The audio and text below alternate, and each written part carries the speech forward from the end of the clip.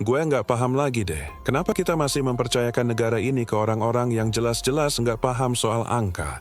Para anggota DPR yang terima gaji ratusan juta tiap bulannya dari uang pajak kita, tapi masih aja tolol dalam hal perhitungan dasar kayak ngitung biaya sewa rumah. Serius, itu beneran kejadian. Mereka bisa ngitung gaji dan tunjangan dengan salah, tapi kita malah dibikin mikir kalau mereka bakal tahu cara ngatur anggaran negara yang triliunan. Hah, nggak ada harapan. Gue ngerti banget kalau banyak orang mikir kalau anggota DPR itu punya latar belakang pendidikan yang bagus, gelar-gelar tinggi, dan sebagainya. Tapi kenyataannya, banyak dari mereka yang cuma lulus SMA atau SMK, dan lo lihat sendiri hasilnya. Nggak perlu ngomong soal kompetensi mereka di bidang ekonomi atau sosial. Banyak yang hanya bisa ngomong tapi nggak ngerti apa yang mereka omongin. Kalau soal matematika dasar aja mereka gagal. Gimana mereka mau mikirin kemiskinan, pengangguran, dan masalah sosial lainnya? Kita nggak cuma ngomong soal hitung-hitungan sederhana, tapi soal kemampuan untuk memimpin negara. Udah kayak orang yang nggak paham cara kerja mesin mobil, tapi tetap disuruh nyetir. Dan yang parahnya, mereka disuruh ngatur negara. Kebodohan kayak gini, kenapa harus dipelihara? Kita sebagai rakyat, lo sebagai rakyat, kita semua harus sadar kalau pemimpin kita itu punya tanggung jawab besar. Kalau cuman bisa bikin keputusan berdasarkan kekuatan partai dan popularitas, dan nggak ngerti apa-apa soal ekonomi negara, itu bahaya banget. Banyak dari mereka yang lebih banyak mikirin pencitraan daripada mikirin masalah rakyat. Mereka sibuk nongol di media sosial, senyum-senyum di kamera, padahal nggak ngerti apa yang terjadi di lapangan. Gimana bisa mereka merancang kebijakan yang adil kalau mereka nggak tahu gimana rasanya hidup di tengah ketidakadilan itu? Itu kenapa kadang kebijakan yang mereka bikin malah makin nyusahin rakyat kecil. Gimana bisa lo ngebenerin anggaran negara kalau hitung-hitungan aja lo ngaco? Mereka pikir kalau bisa ngomong lancar, bisa masuk TV, bisa pamer kehidupan di sosial media, itu udah cukup buat jadi pemimpin. Padahal, yang lo butuhin untuk jadi pemimpin itu lebih dari sekadar bisa ngomong. Lo butuh pemahaman yang mendalam, analisis yang tajam, dan yang paling penting, kesadaran soal tanggung jawab yang lo bawa. Kalau cuman asal ngomong dan nggak ngerti apa yang lo omongin, lo bukan pemimpin. Lo cuman penghibur yang nggak punya solusi buat rakyat. Dan nggak cuman itu, banyak juga yang malah nggak punya kapasitas untuk ngelola anggaran negara. Cuman karena punya hubungan dekat sama partai atau orang berpengaruh, mereka lolos jadi anggota DPR. Nggak perlu mikirin kapasitas, yang penting loyalitas. Itu kenapa banyak yang nggak paham soal ekonomi negara.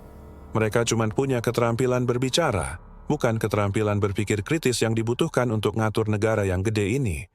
Mereka harusnya mikirin anggaran yang lebih efisien, lebih adil, tapi kenyataannya, ya mereka malah bikin kebijakan yang nggak nyambung dengan keadaan rakyat.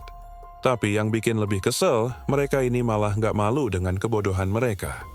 Malah terlihat pede saat salah hitung, padahal apa yang mereka hitung itu adalah uang kita, uang rakyat.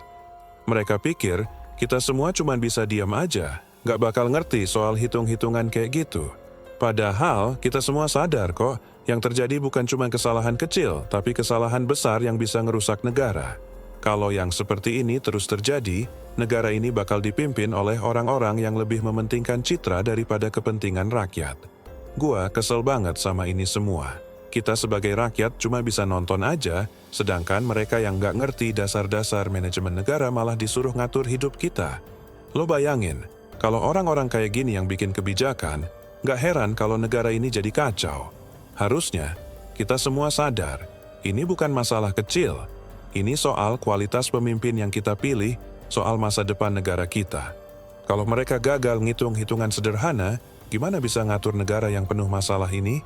Itu baru satu contoh aja, tentang sewa rumah. Banyak lagi masalah yang lebih besar yang mereka nggak ngerti. Ini bukan cuma soal sewa rumah yang salah hitung, tapi soal anggaran negara, soal kebijakan yang nguntungin segelintir orang, dan soal kesejahteraan rakyat yang makin jauh dari harapan. Kalau mereka yang seperti ini yang jadi pemimpin, gimana negara ini bisa maju? Gimana bisa berharap perubahan kalau kualitas pemimpin kita kayak gini? Udah saatnya lo buka mata, bro. Sistem pemilihan anggota DPR kita itu hancur banget.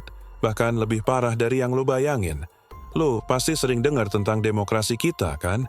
Katanya, kita hidup di negara yang bebas memilih pemimpin.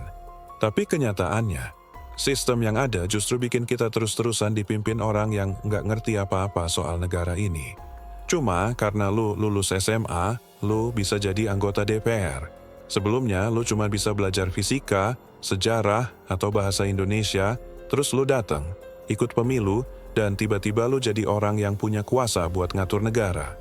Udah kayak orang yang bisa ngejar mimpi cuman karena bisa nulis nama di kertas ujian. Gila nggak sih? Lo bisa bayangin nggak kalau sistem seleksi ini diterapin di dunia nyata? Misalnya, lo mau beli mobil, terus lo cuma dikasih pilihan buat beli mobil yang mesinnya udah setengah rusak, atau bahkan nggak ada mesinnya sama sekali. Terus, lo tetap dipaksa bayar harga mobil baru. Nah, sama kayak itu, sistem pemilihan DPR kita cuma ngasih kita pilihan antara dua orang yang nggak tahu apa-apa tentang masalah negara. Mereka cuma bisa ngomong hal-hal manis buat dapetin suara, tapi soal kebijakan yang benar-benar bisa bantu rakyat, mereka bahkan nggak paham. Persyaratan jadi anggota DPR itu, lo cuma umur 21 tahun, bisa baca, dan lulus SMA. Selebihnya, ya udah, lo langsung siap maju. Cuman itu bro. Itu yang bikin negara kita dipimpin sama orang yang benar-benar ngaco dalam hal ngelola masalah besar. Mereka bisa ngomong politik, mereka bisa debat, tapi nggak bisa ngitung, nggak paham soal hukum, apalagi ekonomi negara yang rumit.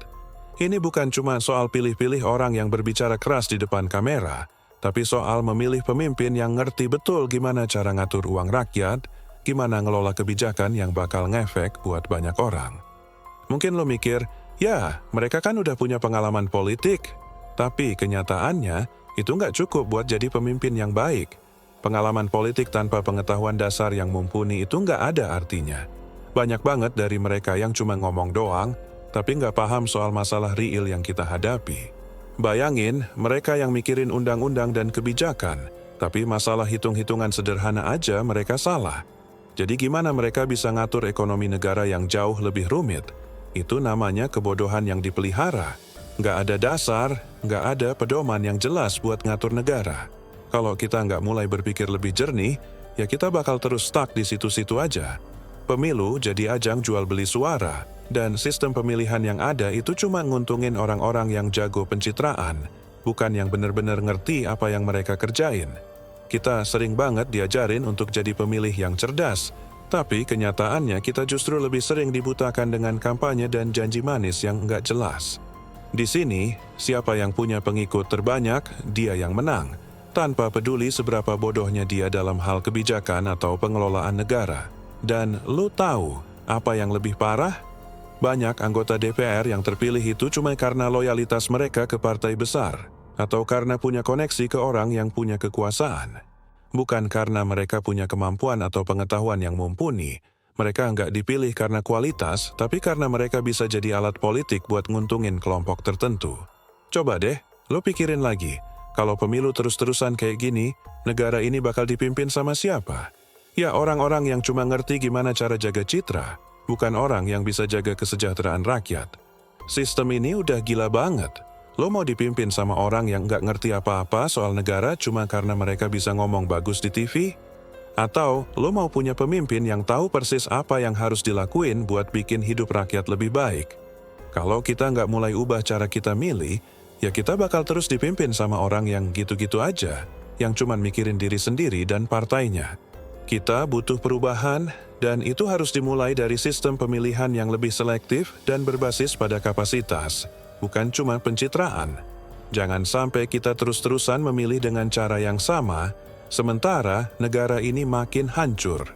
Udah waktunya kita pilih pemimpin yang ngerti masalah nyata, yang bisa kasih solusi, bukan cuma orang yang bisa main-main di media sosial dan pamer kehidupan. Lo bisa bayangin nggak, kalau sistem ini nggak berubah, kita terus-terusan dipimpin sama orang-orang yang bahkan nggak tahu cara ngatur keuangan negara? Gue sih nggak rela. Udah, waktunya kita bangkit dan pilih pemimpin yang benar-benar layak, yang punya kapasitas dan komitmen buat benerin negara ini. Udah cukup kita dibodohi kayak gini, bro. Lo mungkin masih nyaman dengan rutinitas pemilu yang itu-itu aja, dan merasa kalau sistem yang ada ini, ya udahlah, emang begitu. Tapi kenyataannya, Lo cuma diem aja, ngeliat negara ini dipimpin orang-orang yang nggak ngerti apa-apa soal mengatur negara. Sistem pemilihan kita, sistem yang bikin kita cuma pilih orang berdasarkan siapa yang paling sering muncul di TV, bukan berdasarkan siapa yang paling ngerti masalah negara, itu udah waktunya dihancurin. Udah lebih dari cukup kebodohan yang dilestarikan ini. Kita semua udah capek, harusnya kita mulai bangun, sadar kalau kita punya kekuatan untuk ngubah ini. Gue tahu, banyak dari lo yang mungkin udah lelah dengan janji-janji kosong, dengan pemilu yang cuma jadi ajang bagi mereka yang lebih jago pencitraan daripada jago ngurusin negara. Lo pernah ngerasain nggak? Kalau semua yang kita dapat dari pemilu itu cuma janji-janji palsu yang ujung-ujungnya jadi angin lewat? Nah, mereka cuma ngomong soal perubahan, tapi yang mereka lakuin ya sama aja. Gak ada yang benar-benar peduli sama rakyat. Mereka cuma mikirin gimana caranya tetap terpilih, tetap dipuji, dan tetap di depan kamera. Udah gitu aja, nggak lebih dari itu. Lo bayangin kalau sistem kita nggak berubah, ya kita akan terus-terusan hidup dalam kebodohan kolektif ini. Pemimpin kita yang terpilih bukan karena kualitas mereka, tapi karena mereka jago ngejual citra. Mereka bisa ngomong hal-hal yang enak didengar, tapi nyatanya ya cuman omong kosong. Pemilu jadi ajang siapa yang paling jago ngomong, bukan siapa yang paling paham tentang ekonomi negara, tentang bagaimana menyelesaikan masalah kemiskinan, tentang bagaimana ngatur uang rakyat dengan bijak. Itu yang jadi masalah, dan kita harus sadar kalau kita ngasih kepercayaan ke orang-orang yang nggak punya kapasitas untuk pimpin negara ini. Gue ngerti sih, banyak dari lo yang merasa nggak bisa apa-apa. Lo merasa, ya udahlah, kan yang penting kita udah milih. Tapi nyatanya, lo punya hak lebih dari itu. Lo punya suara, dan suara lo itu bisa ubah segalanya. Kalau kita terus-terusan diem, kita cuma akan jadi bagian dari masalah. Kita harus mulai milih pemimpin yang bukan cuma bisa ngomong, tapi juga bisa bertindak. Jangan lagi pilih orang cuma karena mereka punya banyak pengikut di media sosial, atau karena mereka kelihatan oke di depan kamera. Udah waktunya kita mulai milih orang yang paham betul soal ekonomi, yang paham soal pendidikan, yang paham soal anggaran negara, dan yang paling penting, yang peduli sama rakyat. Pilih pemimpin yang punya visi dan misi nyata, bukan yang cuma nyari keuntungan buat diri sendiri. Kalau kita nggak mulai milih dengan cerdas, ya kita akan terus terjebak di lingkaran setan ini. Orang-orang yang nggak kompeten bakal terus menduduki kursi penting, cuman karena mereka tahu cara ngomong, bukan karena mereka ngerti gimana cara kerja negara. Kalau kita nggak berubah, negara ini nggak akan berubah. Kita bakal terus dipimpin orang yang cuma bisa janji, tapi nggak bisa kasih solusi. Sistem kita harus dirombak, bro. Udah saatnya kita milih pemimpin yang lebih dari sekadar bisa ngomong. Kita butuh orang yang ngerti ekonomi negara, yang ngerti kebijakan publik, dan yang ngerti gimana cara ngatur keuangan negara untuk kesejahteraan rakyat. Kita butuh pemimpin yang bukan cuma asal bicara, tapi yang bisa action, yang bisa nunjukin kerja nyata.